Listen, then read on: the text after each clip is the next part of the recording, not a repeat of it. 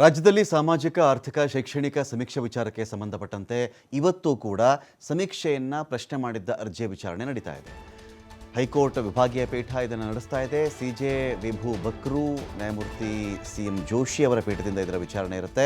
ರಾಜ್ಯ ಒಕ್ಕಲಿಗರ ಸಂಘ, ಅಖಿಲ ಕರ್ನಾಟಕ ಬ್ರಾಹ್ಮಣ ಮಹಾಸಭಾ, ವೀರಶೈವ ಲಿಂಗಾಯತ ಮಹಾಸಭಾದ ಸದಸ್ಯರು ರಿಟ್ ಅರ್ಜಿಯನ್ನು ಹಾಕೊಂಡಿದ್ರು. ಈ ಸಮೀಕ್ಷೆ ಬೇಕಾಗಿಲ್ಲ, ಇದು ಮಾಡಬಾರ್ದು, ತಡೆ ಕೊಡಿ ಅಂತ.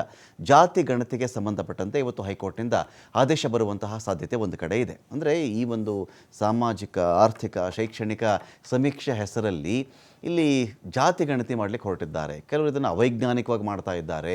ಇದು ಸರಿಯಲ್ಲ, ಇದಕ್ಕೆ ತಡೆ ಕೊಡಬೇಕು. ಹಿಂದೆ ಕೋಟ್ಯಾಂತರ ರೂಪಾಯಿ ಖರ್ಚು ಮಾಡಿದ್ದಂಥ ಸಮೀಕ್ಷೆಗಳು ಎಲ್ಲಿಗೆ ಬಂದು ನಿಂತ್ಕೊಂಡ್ವು? ಕಾಂತರಾಜು ಆಯೋಗ ಯಾವ ಸಮೀಕ್ಷೆಯನ್ನು ಮಾಡಿತ್ತು? ಮತ್ತು ಕೆಲವು ಈ OBC ಆಯೋಗ ಅನ್ನೋ ಒಂದು ವಿಚಾರ ಮುಂದಿಟ್ಕೊಂಡಾಗ ಎಲ್ಲ ವರ್ಗಗಳ, ಎಲ್ಲ ಜಾತಿಗಳ, ಎಲ್ಲ ಸಮುದಾಯಗಳ ಗಣತಿಯನ್ನು ಇವರು ಹೇಗೆ ಮಾಡ್ತಾರೆ, ಯಾಕೆ ಮಾಡ್ತಾರೆ? ಇದಕ್ಕೆ ಅಂತ ಬೇರೆಯೇ ಒಂದು ವ್ಯವಸ್ಥೆ ಇಲ್ವಾ? ಜೊತೆಗೆ ಕೇಂದ್ರ ಸರ್ಕಾರ ಮಾಡಬೇಕಾಗಿರ್ತಕ್ಕಂಥ ವಿಚಾರವನ್ನು ಇವರು ಯಾಕೆ ಮಾಡ್ತಾ ಇದ್ದಾರೆ? ಇಂಥ ಸಾಕಷ್ಟು ಪ್ರಶ್ನೆಗಳಿದೆ. ಹೈಕೋರ್ಟ್ ಏನು ಹೇಳುತ್ತೆ ಎನ್ನುವುದರ ಆಧಾರದ ಮೇರೆಗೆ ಇಡೀ ರಾಜ್ಯದ ಗಮನ ಒಂದು ಕಡೆ ಇದೆ.